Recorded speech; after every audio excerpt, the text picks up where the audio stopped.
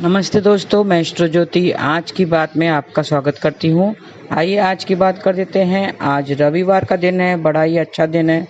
रविवार के दिन पे रवि की पूजा आराधना करनी है, मतलब सूरज की पूजा आराधना करनी है। सूरज को अर्घ दीजिए, तांबे के लोटे में सूरज को अर्घ दीजिए, मंत्र चांट कीजिए, ओम घृणी सूर्याय नमः, और उसके बाद 3 बार गायत्री मंत्र का भी जाप करना है। ऐसे कीजिए, आपका रविवार सफल कीजिए। और बड़ा अच्छा नक्षत्र है, पुनर्वसु नक्षत्र है, जिसका संबंध बांस से बताया गया है और उसका स्वामी है गुरु बृहस्पति। तो गुरु के बारे में आज कृष्ण कथा में थोड़ा जान लेंगे। और आज सुबह 9:24 पर मंगल उत्तर फाल्गुनी नक्षत्र में गए हैं।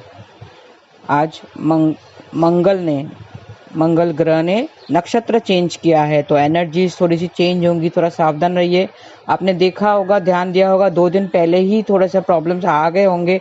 हेल्थ संबंधित प्रॉब्लम्स आएंगे, ब्लड रिलेटेड प्रॉब्लम्स आएंगे और एक्सीडेंट हो जाएगा, चोट लगने का खतरा हो सकता है, चलते चलते गिर जाना या किस ठोकर लगना, ऐसा चोट लगने का डर रहता है। एक्सीडेंट और ब्लड रिलेटेड इश्यूज होता है, बीपी हाई लो होता है। बीपी का संबंध मार्स से ही है, तो उसका नक्षत्र चेंज है। वो 3 सितंबर की सुबह 7 बजे तक मंगल का गोचर होगा। तो 3 सितंबर तक आपको सेहत का ध्यान रखना है। कहीं पे आग भी मंगल का जैसे लगती है, कहीं पे आग लगने का खतरा भी रख सकता है।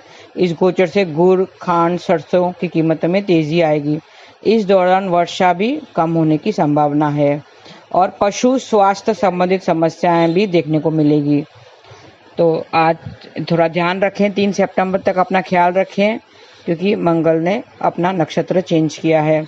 और आज त्रयोदशी तिथि है। हर माह के दोनों पक्षों की त्रयोदशी को प्रदोष व्रत किया जाता है। तो आज सुबह द्वादशी 8:20 को खत्म हो गई थी और त्रयोदशी तिथि लग गई थी। तो त्रयोदशी तिथि में प्रदोष काल आज ही पड़ रहा है। तो आज के दिन आपको प्रदोष व्रत करना है। प्रदोष व्रत में प्रदोष काल का बड़ा ही महत्व होता है। प्रदोष काल कब होता है? प्रदोष काल जब दिन ढलता है, सूरज ढलता है, उसके पहले प्रहर को प्रदोष काल कहते हैं। प्रदोष काल में भेंट के साथ अगर शिव जी के दर्शन करते हैं तो खुशी प्राप्त होती है। तो कुछ भेंट लेकर पहले प्रहर में शिव जी के दर्शन जरूर कीजिए।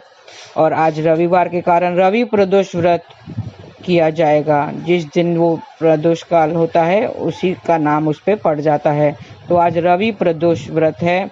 इसमें जीवन में सुख, शांति और लंबी आयु प्राप्त होती है। तो क्या करना है? थोड़े से उपाय करने होंगे हर दिन की तरह। आज भी अब दिन के हिसाब से, तिथि और नक्षत्र के हिसाब से आपको उपाय करने हैं। तो आज शाम को 5 रंगोली लेकर शिव मंदिर में जाइए, वहाँ रंगोली बनाएं, फूलों की आकृति वाली रंगोली बनाएं और उसके बीच में, रंगोली के बीच में घी का दीपक जलाना है। तो आपके बिजनेस में तरक्की होगी।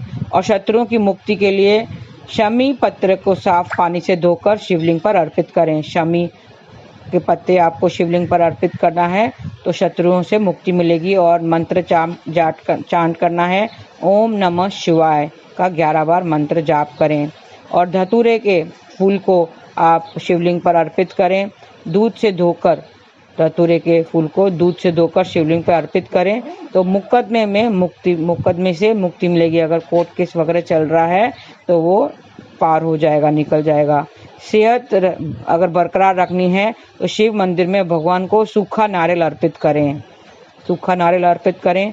सेहत बरकरार रखने के लिए शाम के समय शिव मंदिर जाएं तो श्रेष्ठ होगा। शिव जी को दही में शहद मिलाकर भोग लगाएं तो दाम्पत्य जीवन खुशहाल रहेगा। तो ये मैंने अभिषेक के बारे में पहले ही बताए थे। आपको अगर नहीं ध्यान है तो आप मेरे पहले वीडियोस देख लें, और कौन सी चीज़ों से क्या फल मिलता है वो मैंने अलग अलग शिवलिंग के अभिषेक के बारे में बताया है। तो दूध, शहद दही में डालेंगे, दही में शहद मिलाकर अगर भोग लगाते हैं तो दाम्पत्य जीवन में मिठास आएगी। और फिर शिव की प्रार्थना करें, भगवान शिव के आगे प्रार्थना करें। और धन संपत्ति में वृद्धि लाने के लिए 1.25 किलो चावल और दूध शिवलिंग मंदिर में दान करें। 1.25 किलो चावल और दूध शिव मंदिर में दान करें। और ओम नमः शिवाय का 11 बार जाप करें। मंत्र जाप के बाद पुजारी से आशीर्वाद लें और कुछ दक्षिणा जरूर दें। शिव जी की तस्वीर के आगे आसन बिछाकर बैठें और ओम शब्द का 5 बार उच्चारण करें, तो आपकी मानसिक स्थिति ठीक रहेगी। मानसिक त्रास जो है वो निकल जाएगा, तनाव जो है निकल जाएगा। शिव मंदिर में शिव पार्वती पर एक साथ मौली लपेटें। शिव मंदिर में जाकर शिव पार्वती को एक साथ मौली लपेटें। ध्यान दें कि बीच में टूटना नहीं चाहिए और 7 बार लपेटने के बाद बीच में ना तोड़ें और धागा तोड़ने के बाद उसकी गांठ न लगाएं, उसको ऐसे ही छोड़ दें, तो दाम्पत्य जीवन में मिठास आएगी। परिवार में सुख शांति के लिए शाम को शिव मंदिर में एक घी और तेल का दीपक जलाएं। घी का दीपक मैंने पहले भी बताया है कि घी का दीपक भगवान को खुश करने के लिए जलाया जाता है और तेल का दीपक अपनी इच्छाओं की पूर्ति के लिए जलाया जाता है। तो आप दोनों दीपक जलाएं और एक कटोरी में थोड़ा सा शहद लें और वो शहद शिव जी पर चढ़ाएं, भोग लगाएं और थोड़ा बचा हुआ अपने बच्चों को खिलाएं, तो आपसे रिश्ते, घर में परिवार के रिश्ते बेहतर होंगे। जल में दूध और केसर मिलाकर शिवलिंग पर चढ़ाएं, तो आपके कार्य में सफलता मिलेगी। दूध में केसर मिलाकर शिवलिंग पर चढ़ाते हैं तो कार्य में सफलता मिलती है। और ओम नमः शिवाय का मंत्र उच्चारण करें। भगवान शंकर को 11 बेलपत्र अर्पित करें तो बिजनेस में तरक्की मिलेगी। 11 बेलपत्र अगर अभिषेक करते हैं, 11 बेलपत्रों से अभिषेक करते हैं तो बिजनेस में तरक्की मिलेगी। और मंत्र वही उच्चारण करना है, ओम नमः शिवाय आपको उच्चारण करना है। तो आज शिव मंदिर जाइए, आज बड़ा ही अच्छा दिन है, प्रदोष काल है, तो आज शिव जी की पूजा आराधना करें और अभिषेक करें। दही से, दूध से, गंगा जल मिलाकर जल से करें और शहद से भी कर सकते हैं। ऐसे अलग अलग चीज़ों से अभिषेक कीजिए तो आपके जीवन में सफलता, कार्य में सफलता जरूर मिलेगी। तो आज पुनर्वसु नक्षत्र है जिसका स्वामी गुरु है।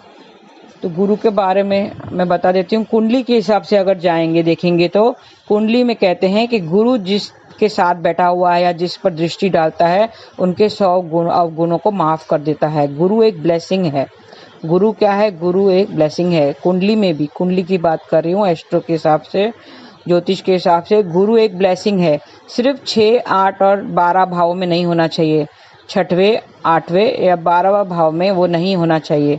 अगर 6ठे, 8वें भाव में होता है, 12वें भाव में होता है तो वो रोक देता है। छठा भाव किसके लिए होता है? छठा भाव छोटी बीमारियों के लिए होता है और 8वां जो भाव है, अष्टम भाव है, वो बड़ी बीमारी, लंबी बीमारी के लिए होता है। और 12वां जो होता है, 12वां भाव जो होता है वो हॉस्पिटल में खर्चा करने के लिए होता है, खर्चे बढ़ा देता है।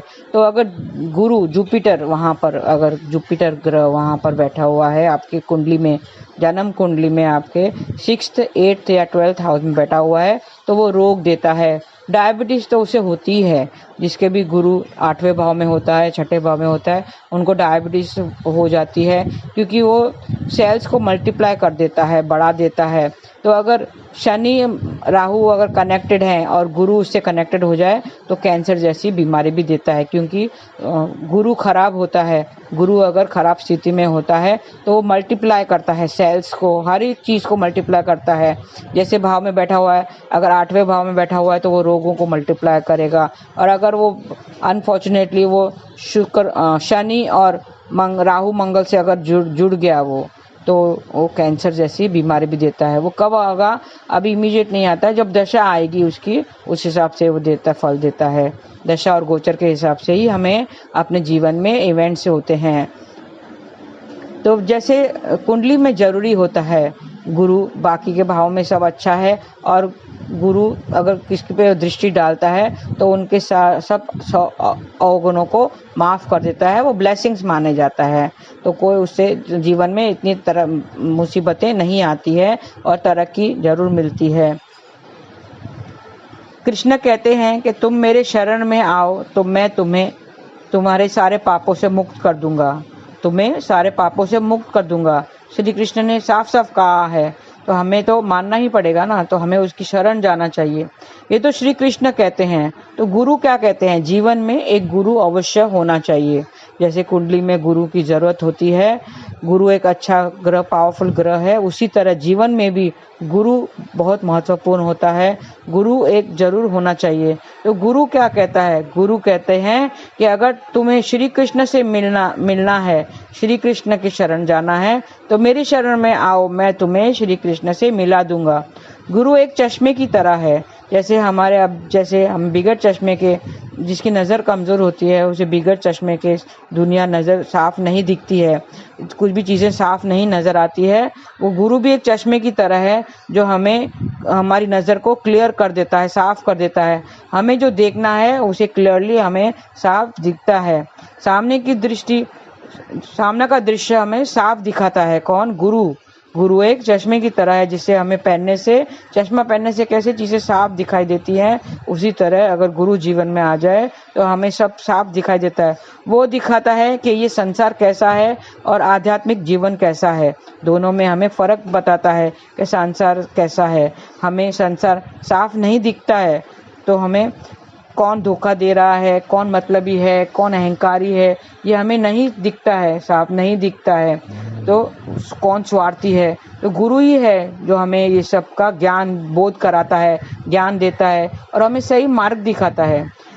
जो माला आपने देखा होगा, जो माला पहले ज़माने में साधु संतों के पास हुआ करती थी, वो माला अब हमारे आम लोगों के हाथ में सहज ही आ गई है। तो ये प्रभु कृपा नहीं तो और क्या है। जो माला पहले साधु संतों के हाथों में ही दिखती थी, अब हम इंसानों के हाथों में भी दिख रही है, हमारे हाथों में भी दिख रही है। तो ये प्रभु की कृपा ही समझो।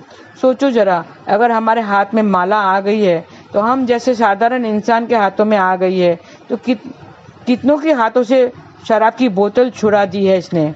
माला ने बहुत सारे लोगों के हाथों से शराब की बोतल छुड़वा दी है। ऐसे जरूरी नहीं है कि लेडीज ही, सिर्फ औरतें ही माला करती हैं, जेंट्स भी माला हाथ में ले सकते हैं। और जेंट्स के हाथों से शराब की बोतल तक छुड़वा दी है। भक्त कहता है कि मुझे अब चैन की नींद आने लगी है, अब मैं अच्छी नींद सोता हूँ। देखो, अगर आप कृष्ण कथा सुनते हैं, रात को अगर कृष्ण कथा सुनेंगे तो आपको नींद अच्छी आएगी। सोते समय अगर कथा का प्रवचन अगर सुनते हैं तो बड़ी अच्छी नींद आएगी, चैन की नींद आएगी। आप जरा सुन के देखिए, और कोई चीज़ की ज़रूरत नहीं पड़ेगी आपको। अगर नींद नहीं आ रही है तो रोज़ आदत डालें, रात को सोते समय कृष्ण कथा या कोई प्रवचन सुनकर सोएंगे तो आपको चैन की नींद आएगी। गुरु कहता है कि आओ, मैं तुम्हें कृष्ण की शरण में ले जाता हूँ। वो कहता है मैं तुम्हें श्री कृष्ण से मिला दूंगा। जैसे माँ बाप अपने बच्चों को हाथ पकड़कर स्कूल छोड़कर आते हैं, छोटे से बच्चे होते हैं, पहले वो जाना नहीं चाहते हैं, लेकिन माँ बाप उन्हें हाथ पकड़कर स्कूल छोड़कर आते हैं, क्योंकि उन्हें पता होता है कि स्कूल ही एक ऐसी जगह है जहाँ पे ज्ञान मिलेगा, अच्छा ज्ञान मिलेगा और बच्चा अच्छा संस्कार, अच्छे आदतें सीखेगा। तो उससे हाथ पकड़कर ज़बरदस्ती उसे स्कूल पहुँचा कर आते हैं, क्योंकि उन्हें पता है कि वो ही उसकी सही जगह है। तो वैसे ही गुरु क्या करता है? गुरु हमें पकड़कर कथा में ले जाता है, मंदिर पहुंचाता है और हमें ज्ञान देता है, कृष्ण के पास ले जाता है। उन्हें पता है कि हमारी सही जगह क्या है, उन्हें पता है कि ये संसार सही जगह नहीं है। हम जो रह रहे हैं जिस जगह में सांसारिक, हम सुख भोग रहे हैं, दुख भोग रहे हैं, सुख नहीं भोग रहे हैं, ज़्यादा से हम सब दुख भोग रहे हैं। तो गुरु क्या करता है? गुरु हमें ज्ञान दिलाता है, बोध दिलाता है। वो बताता है कि हमारी सही जगह क्या है, हमें कृष्ण के पास जाना है। आप अगर कृष्ण कथा से जुड़ जाओ, आप कृष्ण कथा से जुड़ जाओ, नाम से जुड़ जाओ, तो देखोगे कि हमारी सारे मार्ग, हम सही मार्ग पर आ जाएंगे और हमारा अपना जो लक्ष्य है वो हमें मिल जाएगा। तो गुरु से जुड़ जाओ, सत्संग से जुड़ो, संत संग से जुड़ो और नाम संग से जुड़ो। कहते हैं, गुरु कहता है सत्संग, संत संग और नाम संग, ये तीनों से जुड़ जाना चाहिए। संत संग मतलब साधुओं का संग करना चाहिए, नाम से जुड़ना चाहिए। हरे कृष्ण कृष्ण कृष्ण हरे हरे, हरे राम राम राम हरे हरे। ऐसा हम नाम जाप से जुड़ जाएंगे तो हम देखेंगे हम सहज ही कृष्ण के पास पहुंच जाएंगे, श्री कृष्ण से जुड़ जाएंगे और उनकी शरण में जाएंगे। तो गुरु बहुत ही ज़रूरी है। गुरु हमें ज्ञान दिलाता है। गुरु क्या करता है? एक गुरु तो हमारे जीवन में ज़रूर होना चाहिए, क्योंकि वो ही हमें बताता है कि हमारी सही जगह क्या है। तो एक गुरु हमें जरूर करना चाहिए। गुरु ही है, उन्होंने कहा है कि गुरु नहीं तो जीवन शुरू नहीं।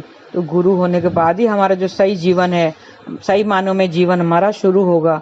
जैसे लोगों को बाहर के रोगों को ठीक करने के लिए कुशल चिकित्सक की जरूरत होती है, वैसे ही हमें मन के रोगों को समाधान के लिए एक सद्गुरु की आवश्यकता होती है। जीवन में गुरु होना चाहिए, गरूर नहीं। कहते हैं जीवन में गुरु होना चाहिए, गरूर नहीं। सच्चे गुरु की प्राप्ति करना है तो अहंकार रहित हो जाओ और फिर गुरु की तलाश शुरू करो। तो अहंकार रहित अब हो जाएंगे। गुरु भी आसानी से नहीं मिलता है, गुरु भी मिलता है जब ईश्वर की कृपा होती है, तभी हमें गुरु मिलता है। उसे पता है कि हमें किस वक्त गुरु की जरूरत है, तो वो हमें सहज ही सामने गुरु को सामने लेके आता है। ये भी ईश्वर की कृपा ही समझो, जो हमारे जीवन में गुरु आते हैं और हमें सही मार्ग दिखा के हमें अपना लक्ष्य की ओर ले जाते हैं, हमें श्री कृष्ण की ओर ले जाते हैं। जैसे माँ बाप अपने बच्चों को स्कूल की तरफ लेके जाते हैं, क्योंकि स्कूल ही उनका सही स्थान है, स्कूल ही सही जगह है, वैसे ही गुरु हमें हमारे सही मार्ग पर ले जाते हैं ताकि हम अपने लक्ष्य को अच्छे से पार कर सकें। तो गुरु होना बहुत ज़रूरी है। और गुरु कीजिए और फिर सत्संग और कृष्ण कथा से जुड़ जाइए, तो हम कृष्ण के चरण में पहुंच जाएंगे। और फिर पता है, एक बार हम कृष्ण से जुड़ गए तो हमें सुख दुख कोई हमें कुछ नहीं कर सकेगा और हम श्री कमल चरणों में पहुंच जाएंगे। आज के लिए इतना ही। धन्यवाद। आपका दिन शुभ रहे। हरे कृष्णा।